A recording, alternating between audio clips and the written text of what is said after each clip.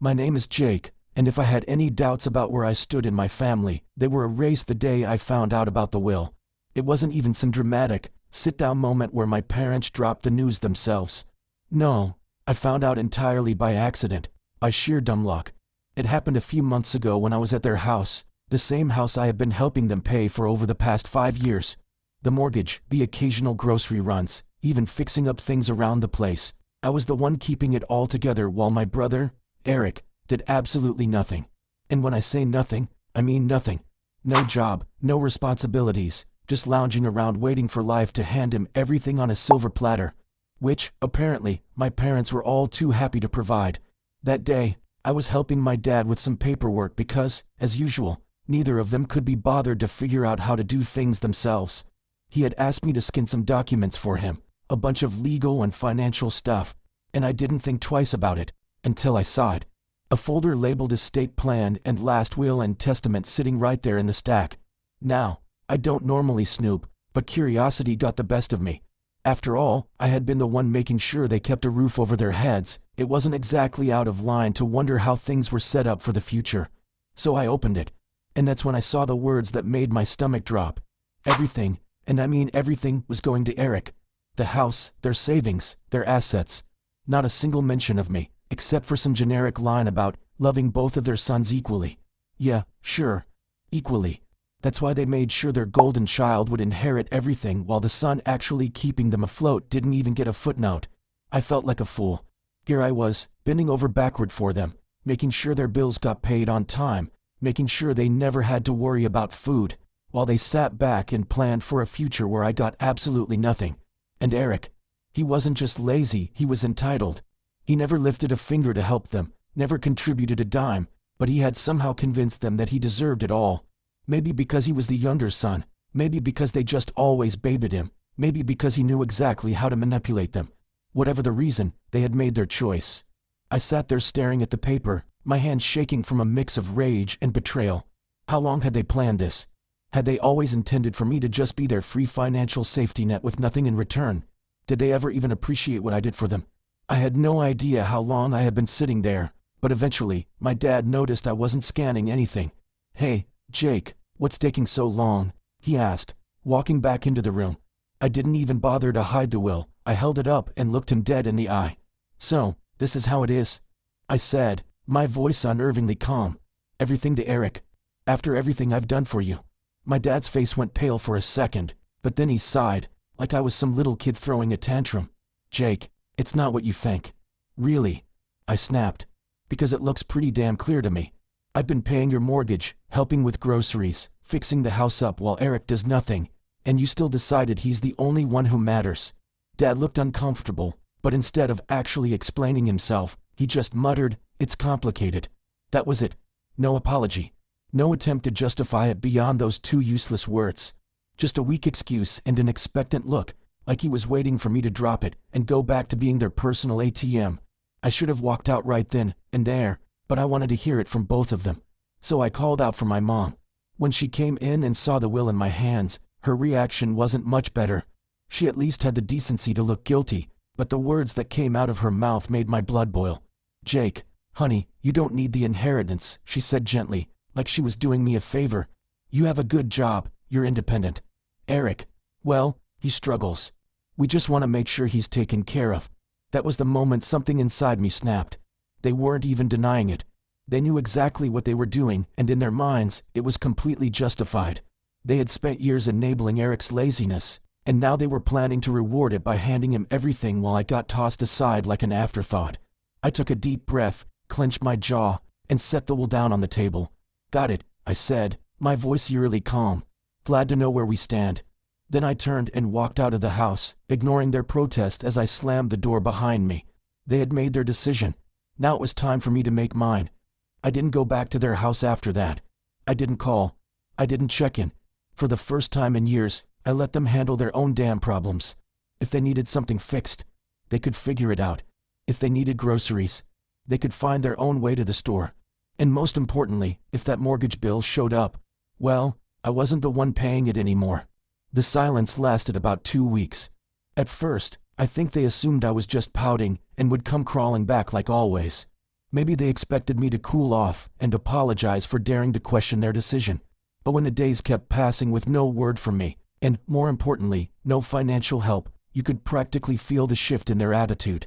Then, one afternoon, my phone buzzed. Dad texted, "The property taxes are due." That was it. No, he didn't text, "Hey, how have you been?" No, "Sorry for what happened." No, "We really appreciate everything you've done." Just a cold, transactional message, as if I were still the walking bank they could tap into whenever they pleased.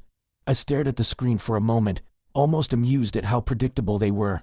They really thought they could just demand money like nothing had happened, that I'd keep playing my part as their financial safety net, even after they made it clear I was disposable. I calmly typed back, "I'm sure Eric will handle it, since the house is his and all." It took exactly 5 minutes before my mom called. I let it ring. Then another text came through. Mom texted, "Jake, please don't be like this. We need to talk." Oh, now they wanted to talk?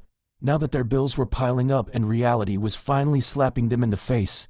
I waited an hour before replying, "There's nothing to talk about. You made your choice. Now you can live with it." I figured that would be the end of it for the day. I had made my stance crystal clear, and there wasn't a single part of me that felt guilty about it. But then Eric decided to chime in.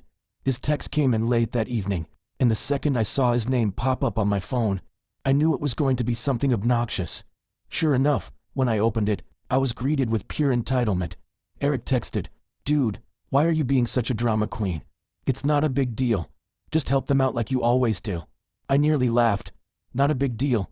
He was really acting like I had no right to be mad about this. I typed back, "Nah, I think you've got it covered, since you're the favorite and all." Eric texted, "Oh my God, are you seriously mad about the will? Grow up, man. It's just money." Oh, now it was just money. Now that it was his to inherit, it suddenly didn't matter? The hypocrisy was astounding. I shot back, "Then you won't mind using some of that money to pay for the mortgage, right?" Silence.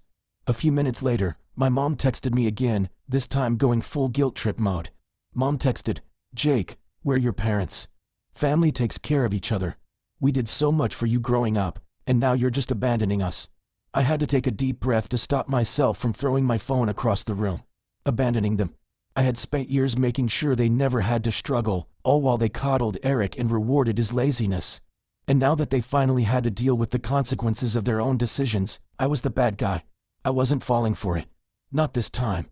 I responded, "You made it clear I wasn't part of the family when you left me out of the will. Now Eric can take care of you." I could imagine my mom gasping dramatically at that.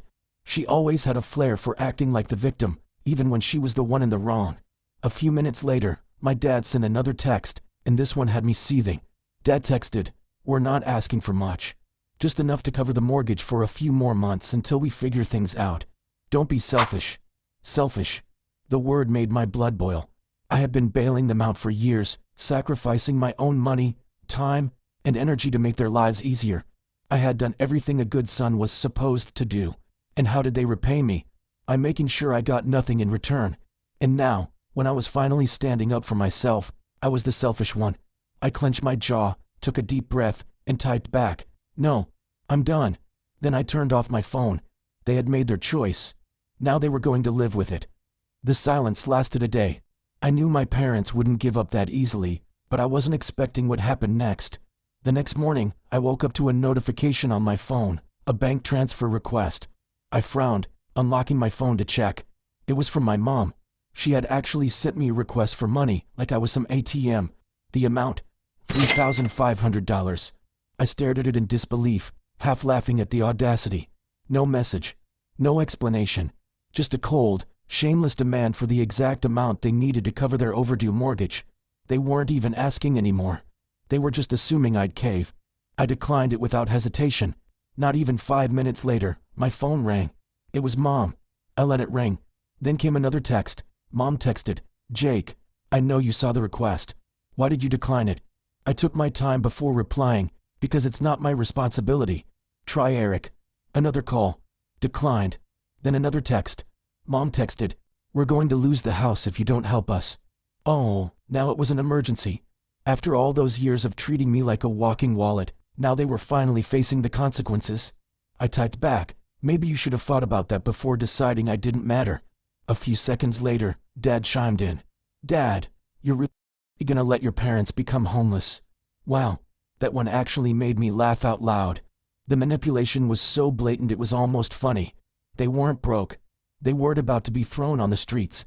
They just didn't want to dip into their own savings because they were so used to me covering everything. I ignored them for the rest of the day. That night, I got a text from Eric. Dude, just send them the money already. You're making this a bigger deal than it is. I clenched my jaw. This entitled little prick really thought he could lecture me. I typed back, you mean the same money you're inheriting? Why don't you send it? His response came fast. Eric texted, you know I don't have that kind of cash right now. Oh, so now it was about affordability. He was perfectly fine with me draining my accounts, but the second it was his turn, suddenly he had nothing to offer. I replied, guess you better figure it out then, bro. You're the one they chose. No response. I went to bed feeling oddly at peace, like I had finally broken free from years of manipulation. But the next day, things escalated. I was at work when I got a call from my apartment's front desk. Hey, Jake. Your parents are here. I nearly dropped my phone. What? She hesitated before adding, they're saying it's an emergency and that you won't answer their calls. Oh, my God. They showed up at my apartment just because I stopped paying their bills. I took a deep breath, pinching the bridge of my nose. Please don't let them up. I'm not expecting them. There was an awkward pause. They're being kinda pushy. I clenched my jaw. I don't care. They can leave. I hung up and immediately got a text from Mom. We're downstairs. Open the door. No question. No explanation. Just another demand. I didn't reply. Another text from Mom. Jake, we're not leaving until you talk to us. I exhaled sharply, standing up from my desk. They weren't going to back down. Fine. I was about to teach them a lesson they wouldn't forget. I grabbed my keys and stormed downstairs, my blood boiling. I wasn't scared. I was furious. The sheer audacity of these people to show up at my home, uninvited, demanding money like I was their personal ATM. Not even a phone call first. Not even a half-hearted apology. Just a full-on ambush. They really thought they could just corner me into submission like I was some naive kid. I yanked the door open, and there they were, Mom, Dad, and, of course, Eric, all standing in a tight little formation like they were about to stage a family intervention. Mom had her arms crossed, her classic disappointed mother look locked and loaded. Dad was standing stiff, hands in his pockets, his expression a mix of frustration and entitlement, like he couldn't believe I was actually making him do this in person. And Eric, the little leech, had the nerve to look bored, like this whole situation was just mildly inconvenient for him, like he wasn't the reason any of this was happening. The moment Mom saw me, she went full theatrics. Jake, finally, we need to talk. I leaned against the doorframe, arms crossed. No, you need to leave. She blinked, as if she physically couldn't comprehend what I just said. Excuse me. You heard me. My voice was calm, controlled, but firm. You don't get to just show up at my apartment demanding money. That's insane. Dad let out a sharp scoff. Are you really going to let us lose the house over a petty grudge? I let out a cold laugh. Petty grudge. Oh, you mean the one where you decided I was good enough to pay your bills but not good enough to be in your will? That grudge. Mom gasped, clutching her chest like I'd just slapped her. Jake, that's not fair. We only did what we thought was best for the family. I tilted my head. Best for the family? You mean best for Eric? Just say it. Silence. A long, heavy silence. Eric, who had been weirdly quiet up until now, finally spoke up. Look, man, I don't even want to be involved in this. I didn't ask for anything. I turned to him, finally letting loose. No, you just sit back and take everything that's handed to you. You're 28 years old, Eric. Get a damn job. His face turned red. Dude, what the hell? I took a step closer. You heard me. You want to inherit the house. Start acting like a homeowner. You want to be the golden child. Start paying their damn bills. I'm done being your personal bank. Eric looked away, suddenly very interested in the pavement. Mom took a deep breath, recalibrating her guilt trip. Jake, he's your brother. I nodded. Yep, and I've supported him longer than you ever have. Dad's face darkened. You're being selfish. I laughed. A real, genuine laugh. Oh, that's rich coming from you. I gestured between them. You two decided that Eric deserved everything, and I deserved nothing. And now that it's time to pay the price for that choice, you're trying to manipulate me into fixing it for you. Not happening. Mom's voice sharpened. We thought you'd be mature about this. I raised an eyebrow. Mature? You mean, quietly accept that I was betrayed and keep paying your bills? Because let's be real, that's what you wanted. Dad stepped forward, trying to loom over me like he used to when I was a kid. Jake, we raised you. We fed you, clothed you, gave you everything. The least you can do is help us now. I looked him dead in the eye. I already did. For years. And you repaid me by cutting me out. Mom's lip trembled. We thought you'd understand. I exhaled, shaking my head. Oh, I understand perfectly. I understand that I was never family to you, just a paycheck. Silence again. A suffocating, undeniable silence. I turned to Eric, who was still pretending to be invisible. And you, what's your excuse? You had years to grow up, to get your life together, to contribute. But you didn't. Because you knew they'd take care of you. And when they're gone, you just expected me to step in, huh? Eric finally snapped. What do you want me to say, man? I didn't ask for this. I nodded slowly. Right. You didn't ask. You just benefited. His mouth opened, then closed. Nothing. He had nothing. Mom tried one last guilt trip. Jake, we're family. Family takes care of each other. I stared at her for a long moment before answering. Exactly. So why didn't you take care of me? She froze. No words. No comeback. Nothing. I let out a slow breath, feeling lighter than I had in years. We're done here. I turned and walked back inside, closing the door behind me. Before I even made it back to my couch, my phone buzzed. A new text from Dad. Wow. After everything we've done for you, you're really gonna abandon us? I smirked, typing back. No. You abandoned me. I'm just finally accepting it. I hit send. Then I blocked their numbers. But I had no idea that blocking them was only going to make things worse. It didn't take long for things to spiral out of control. Less than a day after I blocked them, I started seeing posts on Facebook.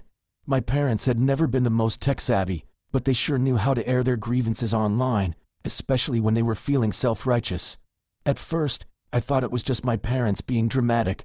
I mean, that was their go-to move, airing out family drama for everyone to see. But the longer I scrolled through their feeds, the more I realized this wasn't just about me not helping with bills anymore.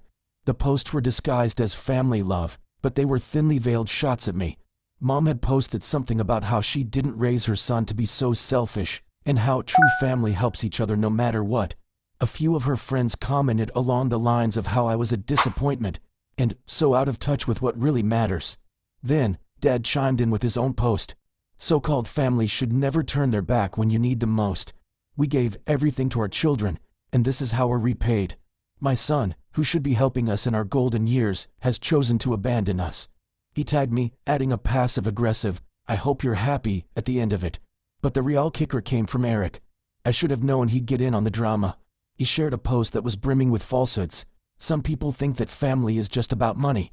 They don't understand that family is about love and sacrifice. I'd do anything for my parents, but some people just don't get that. They're too wrapped up in themselves to realize that true love is about helping those who raised you. He even threw in a disguised jab at me. I wish some people could learn what it really means to be family. I love my parents, and I'm grateful for everything they've done. That was it.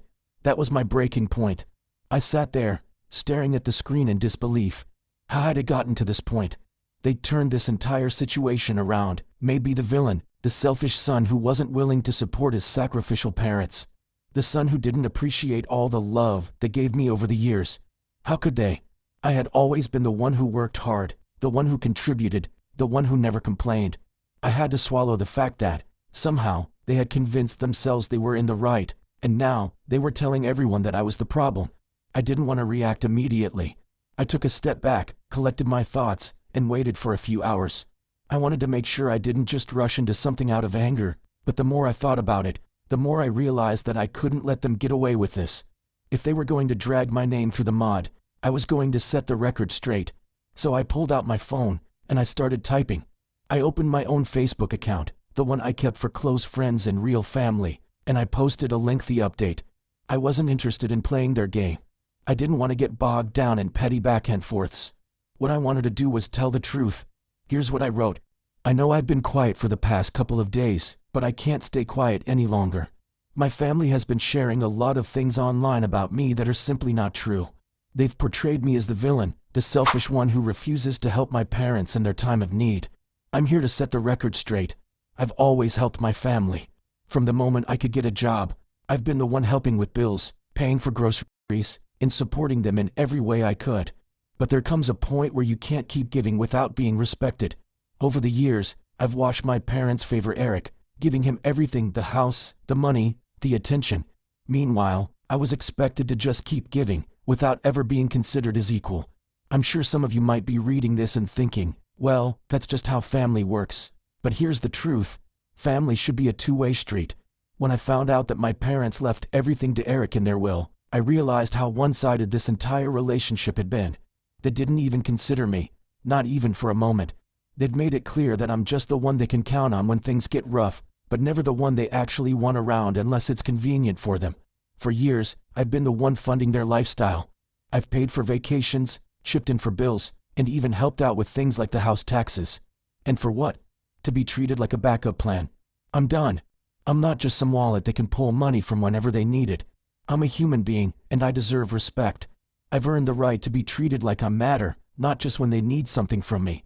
As for Eric, it's time for him to grow up. He's 28 years old, and he's never worked a day in his life. He's never taken responsibility for anything. My parents have enabled him for so long that it's no surprise he's the one they favor. But here's the thing. He's had plenty of time to get his life together. And now, it's time for him to stand on his own 2 feet. To everyone who has been following this drama and supporting my parents, you need to understand that there's always 2 sides to every story. Yes, family is important, but it's also about mutual respect. I've given enough for a lifetime, and I'm not apologizing for taking a step back. This is not me turning my back on family. This is me finally choosing myself. And to my parents, I wish you the best, but I am done being your doormat. I hit post, and instantly, I felt a sense of relief. For the first time in my life, I was telling the world the truth about my family, about how they had taken advantage of me for years, how they had always expected me to be the one to save them, without ever once thinking about what I needed. I wasn't going to let their narrative control my life anymore. The reactions were instant. Some people, who I hadn't talked to in years, came forward to express their support. A few of my cousins, friends of my parents, even some distant relatives, liked the post, sending me private messages telling me they were sorry for what I had been through. It felt so freeing to finally have the truth out there, not buried under guilt trips and manipulative behavior. But then came the backlash. My parents and Eric went ballistic. Eric messaged me, "You're a traitor. You really had to air all our business out like this? You have no respect for family." Dad called me, practically yelling into the phone, "You've ruined everything, Jake. You'll regret this. You'll regret cutting us off. You'll regret turning your back on your own family." But I didn't regret it. Not for a second. I blocked them all. I was done. And for the first time in my life, I was free. Free from the toxic grip that had on me for so long. As the days passed, I could feel the weight lifting off my shoulders. I was done with being treated as less than. I was done with being the one who was always expected to fix everyone else's problems. And now, I finally had the freedom to live my own life on my terms. So, no, I don't feel bad for cutting them off. I deserve better. I still do. And from now on, I'm choosing to surround myself with people who appreciate me for who I am, not for what I can give them. It's time for me to move forward, for good. And I will. Let me know your thoughts in the comments below.